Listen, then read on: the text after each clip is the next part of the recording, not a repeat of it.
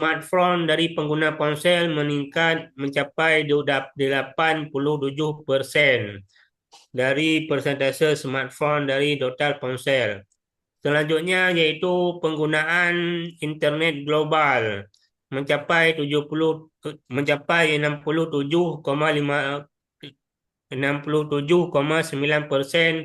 meningkat mencapai 2,5% dari tahun sebelumnya. Selanjutnya ada penggunaan media sosial global mencapai 5,24 miliar, pertumbuhan tahunan 4,1%. Orang yang belum terhubung internet mencapai 2,6 miliar, dari mayoritas berada di wilayah perdesaan.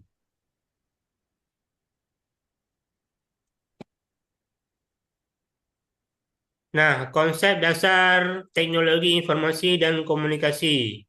Pemahaman TIK untuk masyarakat umum secara jelas dan objektif. Adapun definisi daripada teknologi informasi dan komunikasi yaitu alat dan sistem yang memfasilitasi pengumpulan, pengolahan, penyimpanan, dan penyebaran informasi secara elektronik secara efektif.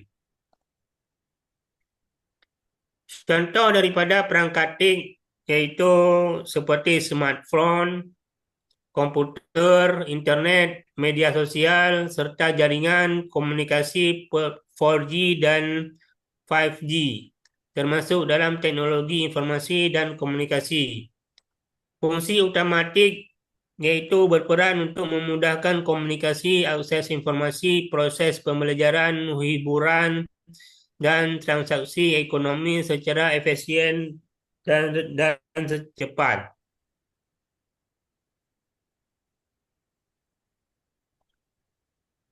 Selanjutnya yaitu manfaat untuk masyarakat daripada TIK. TIK dapat mempercepat komunikasi antara individu dan kelompok serta memperluas akses ke sumber daya dan pengetahuan secara luas. Dari perkembangan TIK ini, pada zaman dulu sebelum adanya SMS ataupun handphone, kita sering menulis surat dengan orang yang jauh, misalnya dari Aceh ke Jakarta, itu menulis surat melalui kantor pos. Kantor pos itu mengantarkan surat yang kita tulis. Sekarang dengan adanya TIK, semuanya sudah berubah dan sudah bisa kita SMS ataupun WA. Nah, itu termasuk dalam perkembangan daripada TIK. Selanjutnya, kemudahan penggunaan TIK. Adapun kemudahan dalam penggunaan TIK seperti kita dapat belajar antarmuka yang sederhana seperti aplikasi chat, Zoom, media sosial, dan layanan daring memungkinkan akses mudah bagi semua kalangan masyarakat.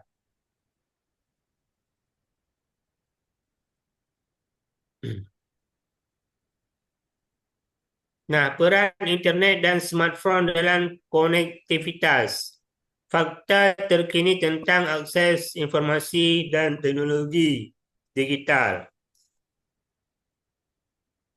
Kalau di smartphone utama, maka dalam kemajuan teknologi itu yaitu kecepatan jaringan 5G ataupun 5G. Dalam kecepatan jaringan ini berubah-ubah seiring waktu. Kalau dulu itu paling cepat itu 2G ataupun 2G. Setelahnya berubah menjadi 3G, kemudian 5G, dari 4G menjadi 5G. Selanjutnya akses internet global. Kemajuan teknologinya berupa konsumsi konten video. Adapun dari konten video ini seperti di YouTube. Selanjutnya motivasi penggunaan, yaitu peran smartphone. Smartphone itu seperti yang kita gunakan sekarang ini ataupun HP, handphone.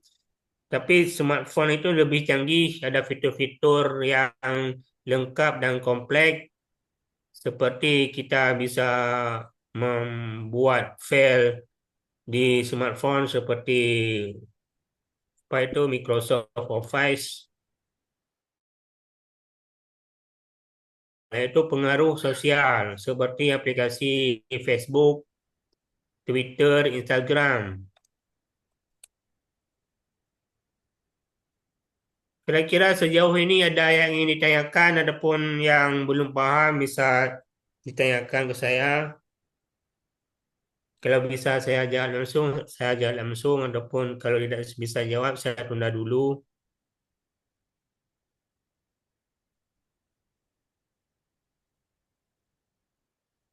Gimana, ada yang ingin ditanyakan? Kalau tol tik itu apa, Pak? Gimana? Tol tik. Tulisannya tol tik lah. TOOL tik apa? Tol itu, Tara. Kalau tol itu bukan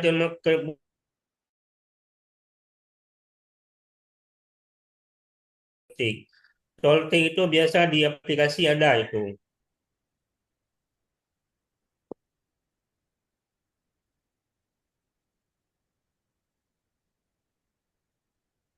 Tol itu biasa suatu alat yang ada di apa itu software, ada itu. Misalnya di aplikasi Photoshop kan.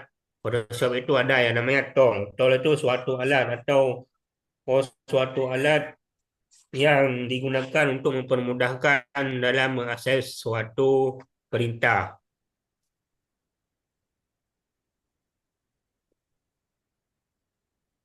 Kalau tol tik dalam secara umum itu yaitu suatu alat dalam mempermudahkan mengakses tik, seperti yaitu bahasa pemrograman itu ke dalam termasuk ke dalam tooltik.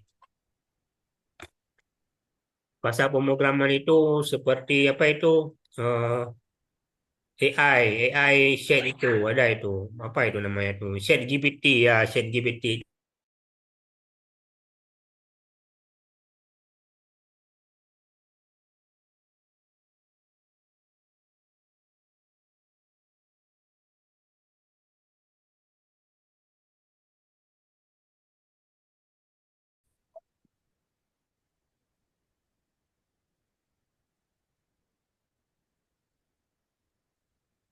Nah, ini merupakan analisis data penggunaan internet dan media sosial 2025, statistik terkini penggunaan teknologi komunikasi global. Adapun penggunaan daripada TIK ini 70,5% populasi penggunaan ponsel, persentase populasi dunia yang menggunakan ponsel. Adapun seluruh dunia ini menggunakan ponsel sekarang yaitu 70,5%.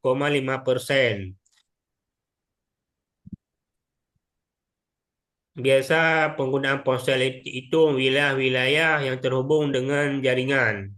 Kalau kita di Aceh ini yaitu ada jaringan yaitu ada Telkomsel. Telkomsel, apa itu? Kartu kartu Telkomsel dan kartu Eksis. Selanjutnya yaitu 87,7% smartphone jenis ponsel, proporsi ponsel yang merupakan smartphone.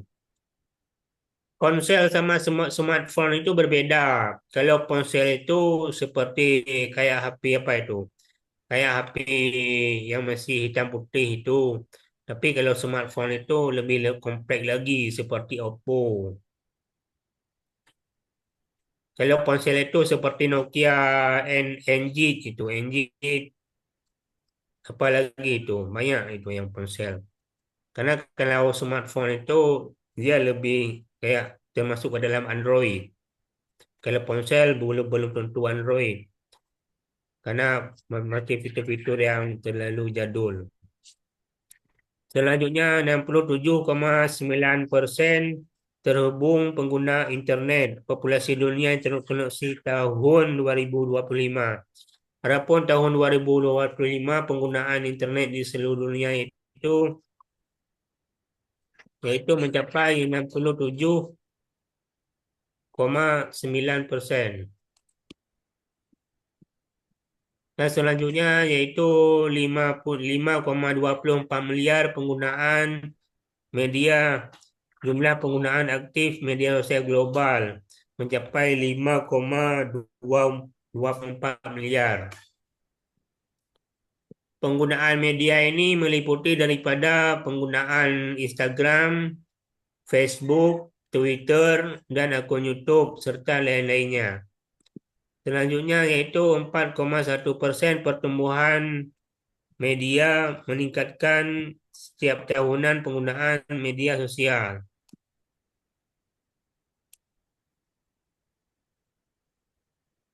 Selanjutnya penggunaan AI itu lebih dari 700 juta pengguna-pengguna aktif teknologi AI seperti ChatGPT. Apa saudara di sini pernah menggunakan ChatGPT? Pernah. Ya, itu suatu program yang mempermudahkan manusia. Tapi kan kalau kita tidak kalau kita tidak analisa, ChatGPT itu bisa mengendalikan daripada apa yang kita perintahkan. Ya, kayak AI. Ya, AI itu. Tapi kita harus ini jangan terima mentah-mentah itu misalnya. Kita harus analisa dulu apakah ini akurat ataupun tidak. Di WA sendiri sekarang sudah muncul yaitu AI. AI itu termasuk daripada ChatGPT, yaitu perintah chat. Misalnya kita ketik di WA itu misalnya apa itu tumbuhan yang bermanfaat. Nah, nanti dia akan keluar menguraikan secara detail daripada apa itu eh, pohon yang bermanfaat itu. Tapi kita ti- tapi kita tidak terima informasi itu secara mentah-mentah. Kita harus analisa dulu, pilah-pilah. Kalau kita ya menurut kita yakin ya kita terima.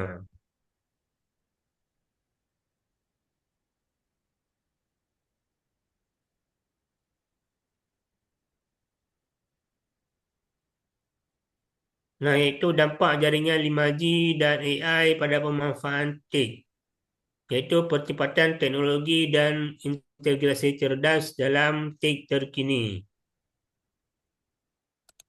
Pak, saya mau tanya, Pak. Ya, baik, silakan. Kalau internet itu kayak mana, Pak, sistemnya? Kita akan berkota. Ya, Itu kemana bisa tahu kita habis datanya segini, paketnya ya, segini? ya itu memang sudah diprogram tuh bahasa pemrograman. Biasa itu Hmm. mereka menggunakan suatu sistem. Sistem itu memang dia tinggal tinggal apa itu kayak suatu perintah juga, kayak ChatGPT juga. Tapi kan dia sudah diprogram tanpa perintah orang, tapi dia sudah diprogramkan khusus. Kayak apa itu?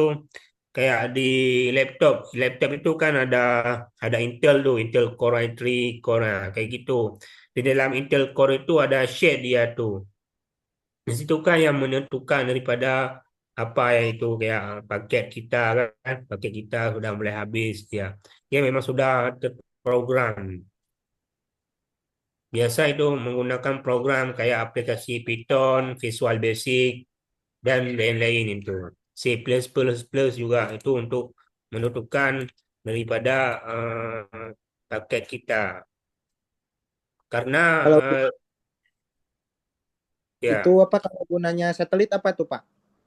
kalau satelit itu gunanya untuk mempermudahkan dalam mengakses. Satelit itu seperti perantara gitu. Dari luar angkasa. Ya, satelit itu memang ada yang ada. Contohnya satelit Telkomsel, Palapa, dan lain-lain. Itu untuk suatu kalau kita lebih paham lagi kayak tali gitu, suatu penghubung. Misalnya saya dengan saudara gitu kan. Nah, satelit itu fungsinya seperti tali. Misalnya kita jarak dalam 5 meter, kita menggunakan penghubung itu. Nah, kalau Oh, kita kayak ini kayak antena ya. Ya, antena, antena ya itu lebih mudah lagi untuk pemahaman seperti antena.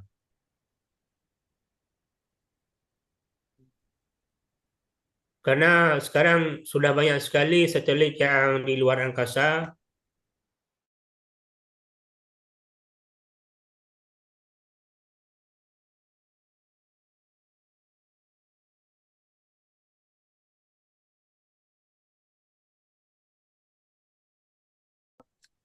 Pa- Pada masa pemerintahan Presiden Megawati itu udah lama dijual tahun 1900 berapa itu.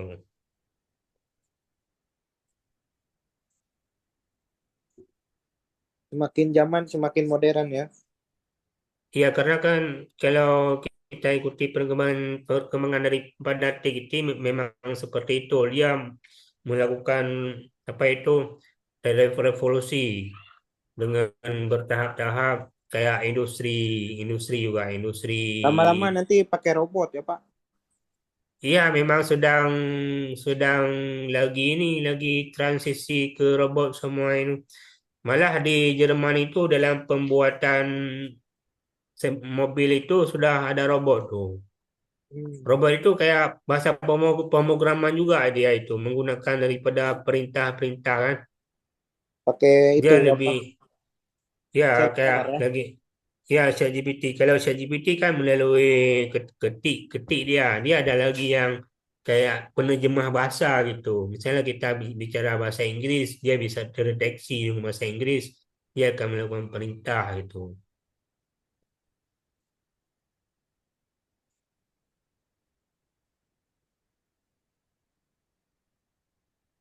Nah, seperti ini contohnya daripada revolusi daripada TIK ini, daripada penggunaan kecerdasan buatan, penggunaan AI 70 juta dengan aplikasi aplikasi produktif seperti ChatGPT ini, dia melakukan revolusi sampai percepatan internet 5G, kecepatan internet mobil lebih meningkat dari 25% dalam 12%.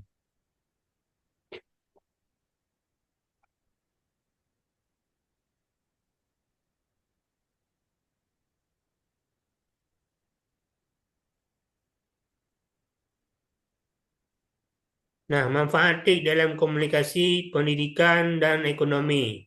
Dampak signifikan TIK pada berbagai aspek kehidupan sehari-hari. Yaitu TIK memudahkan komunikasi jarak jauh dengan media sosial dan video call. Interaksi cepat dan luas menjangkau miliaran pengguna secara global. Nah, adapun contohnya ini yaitu seperti media pembelajaran yang kita gunakan ini, yaitu melalui aplikasi Zoom. Aplikasi Zoom ini termasuk salah satu daripada kemajuan TIK. Selanjutnya yaitu pendidikan meningkat melalui akses pembelajaran jaring dan sumber digital, platform interaktif memperluas jangkauan dan kualitas pendidikan modern. Selanjutnya itu ekonomi didorong oleh transaksi digital dan peluang usaha online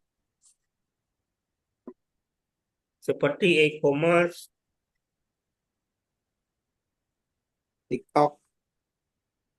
ya TikTok. TikTok termasuk ke dalam e-commerce kayak Hmm. Shopee. Shopee seperti itu juga Lazada itu daripada kemajuan TIK. Kalau kalian paham ataupun bisa daripada dengan TIK ini bisa memanfaatkan TIK, maka kalian itu tidak perlu mencari kerja karena kalian bisa menciptakan lapangan kerja sendiri untuk orang lain diri sendiri. Selanjutnya itu inklusif sosial yang diperkuat dengan keterhubungan komunikasi digital, yaitu platform digital menyatukan dan memperkuat jaringan media sosial.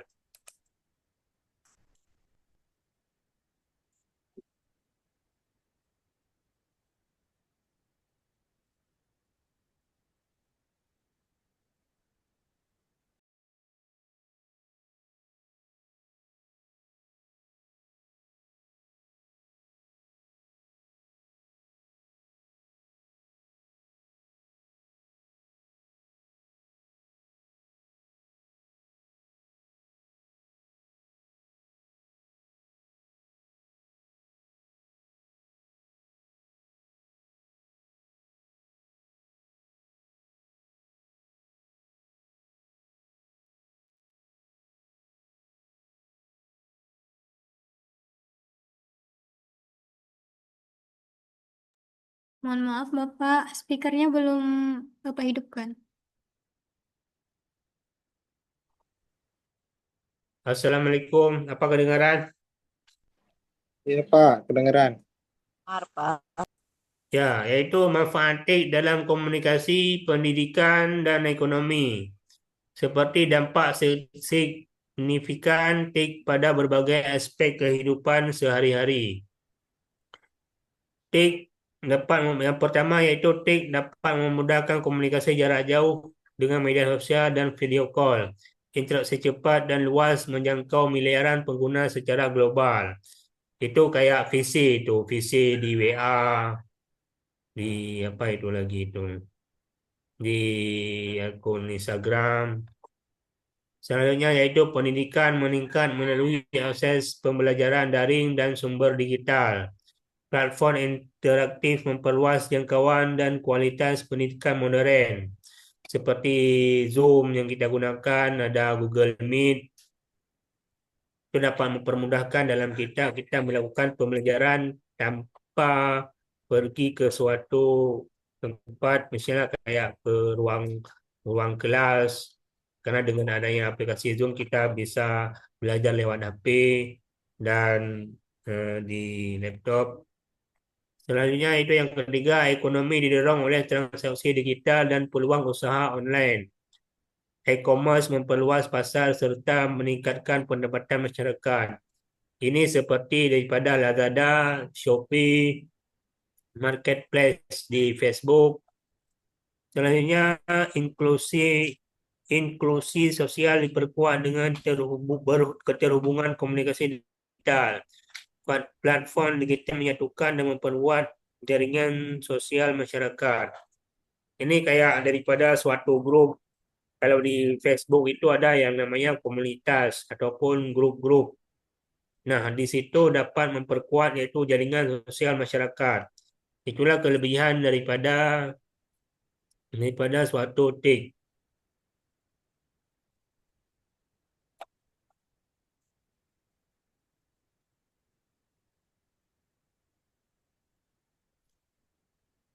Nah, adapun selanjutnya yaitu tantangan infrastruktur dan literasi digital untuk inklusi teknologi. Fakta terkini tentang akses internet, literasi digital, dan keamanan data.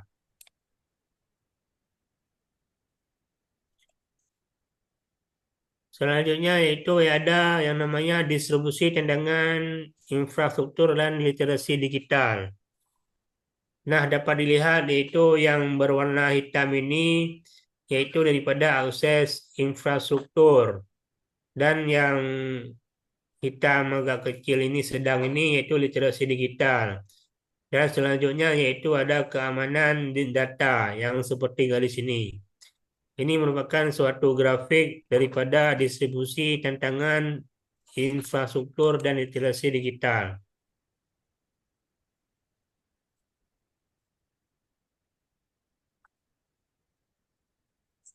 Selanjutnya ada yaitu strategi mengatasi hambatan akses dan keamanan data. Langkah-langkah sistematis untuk memperluas pemanfaatan TIK secara aman dan efektif. Yang pertama yaitu dengan melakukan penilaian kebutuhan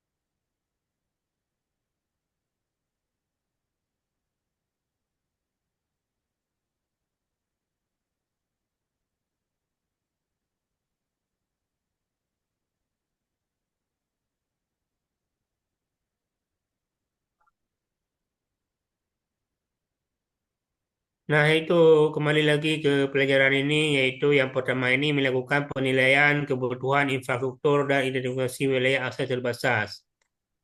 Seperti penilaian kebutuhan infrastruktur dilakukan untuk mengetahui area dengan akses yang minim agar pengembangan jaringan dapat difokuskan secara tepat, sasaran, dan efisien. Nah, adapun infrastruktur ini seperti daripada satelit dan jaringan ataupun tower jaringan. Nah, ini termasuk dalam infrastruktur daripada identifikasi wilayah akses terbatas. Selanjutnya ada merencanakan pengembangan jaringan dan perluasan kapasitas konektivitas 5G.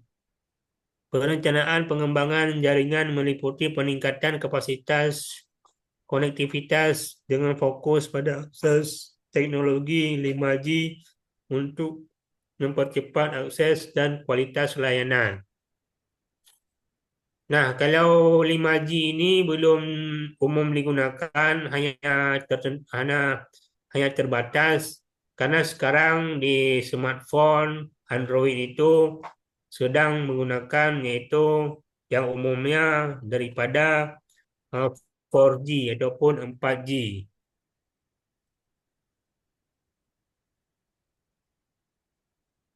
Dan sekarang sedang di dikembangkan lagi menjadi 5G. 5G ini masih kurang digunakan karena masih melakukan transisi dari 5G dari 4G ke 5G. Selanjutnya yang ketiga yaitu mengimplementasikan program literasi digital untuk masyarakat umum. Program literasi digital dirancang untuk meningkatkan pemahaman dan keterampilan masyarakat dalam menggunakan teknologi secara aman dan efektif sesuai kebutuhan sehari-hari. Contohnya itu seperti kita setelah melakukan webinar ataupun pembelajaran, ataupun kalian itu belajar di YouTube. Nah, setelah kalian kita ketahui, maka kalian bisa terapkan langsung, misalnya tentang pembelajaran yaitu e-commerce. E-commerce itu seperti Shopee, Lazada, bagaimana kita belajar dengan penjualan, membuat akun, dan lain-lain. Maka setelah kalian tahu, kalian bisa terapkan. Dan selanjutnya yaitu menguji cobakan dan menyerahkan sistem keamanan data yang kuat. Sistem keamanan data yang Anda diterapkan untuk melindungi privasi pengguna dan mencegah berbagai ancaman siber yang dapat merugikan pengguna dan institusi. Kalau di handphone itu biasa itu ada yang namanya antivirus, ada Avast dan lain-lain. Tapi kalau di laptop itu kalau lebih aman itu menggunakan ISO. Ada beberapa jenis ISO yang belajari tentang bagaimana mengamankan daripada laptop dari para hacker.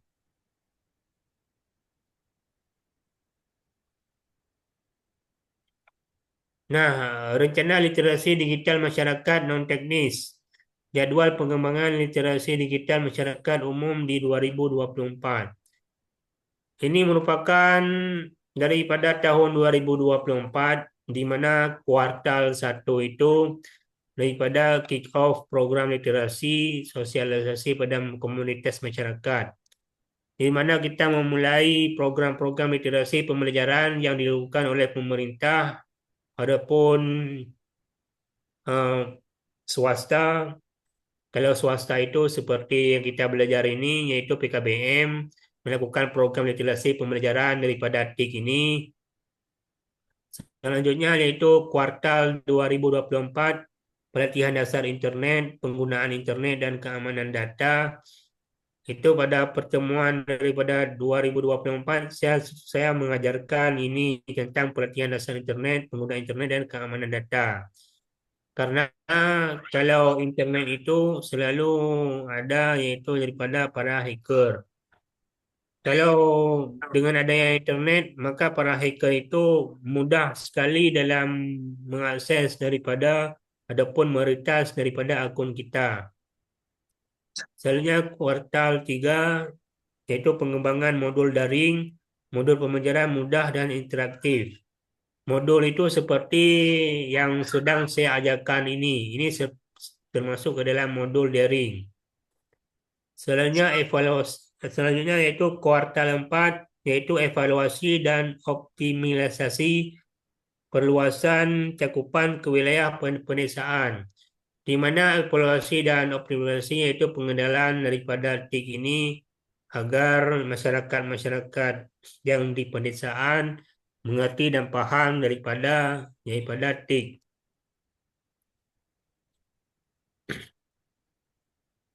Nah, dengan adanya teknologi informasi dan komunikasi menjadi lebih mudah dan akses informasi meningkat signifikan, membantu UMKM tumbuh melalui platform digital.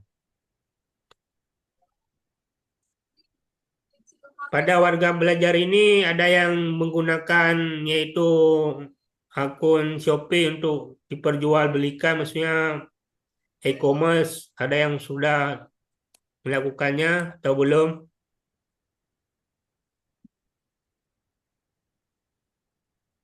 Kira-kira warga belajar ini sudah menggunakan Shopee untuk dijadikan usaha atau belum ini? Atau masih sebagai pengguna aja?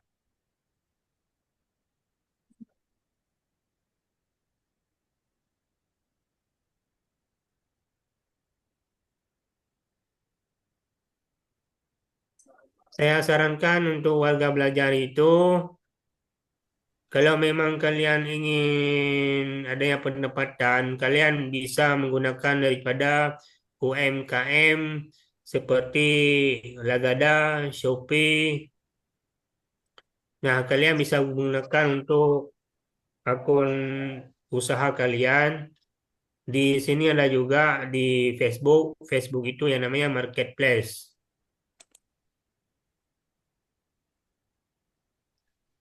Nah, risiko dan mitigasi teknologi informasi berkelanjutan, yaitu memahami risiko dan strategi mitigasi dalam pemanfaatan teknologi informasi. Nah, yang pertama yaitu ancaman keamanan data pribadi. Risiko utama teknologi informasi yaitu seperti para hacker. Para hacker itu mereka melakukan merusak daripada sistem yang ada di akun kita. Misalnya ada website, dia akan meretas daripada website kita, mengambilkan daripada informasi-informasi penting. Misal di akun Facebook bisa juga dia retas untuk mengambil daripada password dan akun kita. Selanjutnya kebijakan perlindungan data, yaitu ada strategi mitigasi risiko.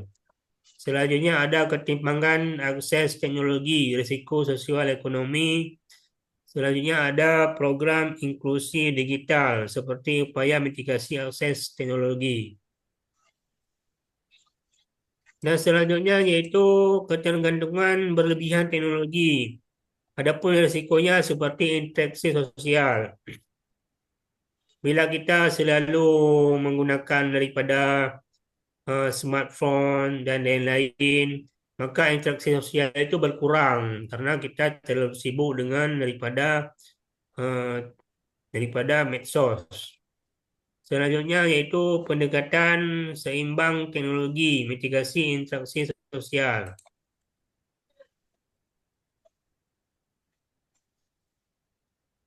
Nah, mari kita wujudkan sinergi optimal untuk memperkuat pemanfaatan TIK demi kemajuan digital nasional.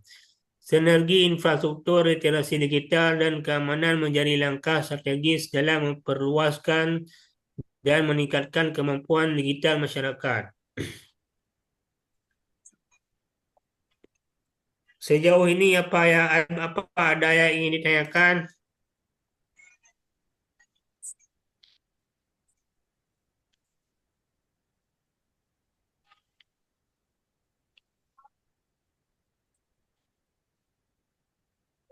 Gimana? Apa ada yang ingin ditanyakan lagi? Karena modulnya sudah selesai nih. Absennya nggak bisa, Pak. Absennya nggak bisa. Absen ada 2 buah itu kan. Ada tutor 1, Kalau ada untuk punya saya, kalau punya saya Pak itu fotonya nggak bisa diupload di situ. Harus masuk fotonya ukurannya 100 MB. Di fotonya kegedean.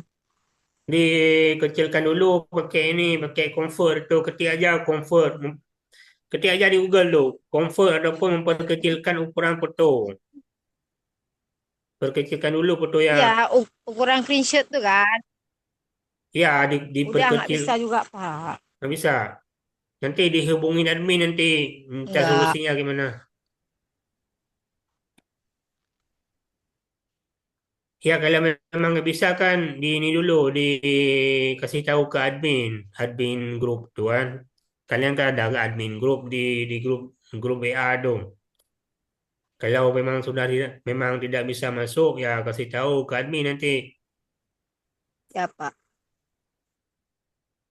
Biasa itu kalau foto itu bisa diperkecilkan lagi di apa itu di Google tuh. Ketik aja di Google tuh memperkecil ukuran MB ataupun ukuran foto. Ya, kemarin-kemarin waktu ikut Zoom bisa masuk langsung. Ini kok bisa nggak bisa masuk fotonya. Maksimal 100 MB. Itulah 1 MB lah fotonya nggak cukup. Nanti Ya, ya kegedean. nanti Mohon maaf Bapak Ibu, iya. untuk ukuran fotonya itu maksimal paling besar ukurannya tuh 100 MB. Tapi jika di bawah 100 MB itu masih bisa upload. Batas batas ukuran foto itu 100 MB. Ini foto saya lebih dari 100 MB makanya nggak bisa masuk. Oh, dikonversi aja Bu. Jadi berapa absennya? 2 absen, Bu ya? Satu absen, satu kali aja ya. Ya, 1 kan? Ya. Ya, ya, oke, oke.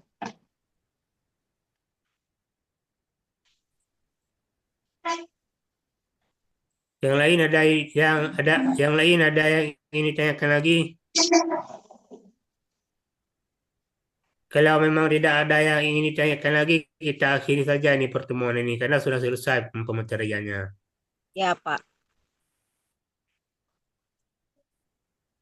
Nggak ada lagi kan? Nggak ada lagi yang ingin ditanyakan kan? Bentar Pak, belum absen Pak. Absen. Kalau belum absen, absen terus tuh di pesan chat ada itu linknya. Silakan absen tuh.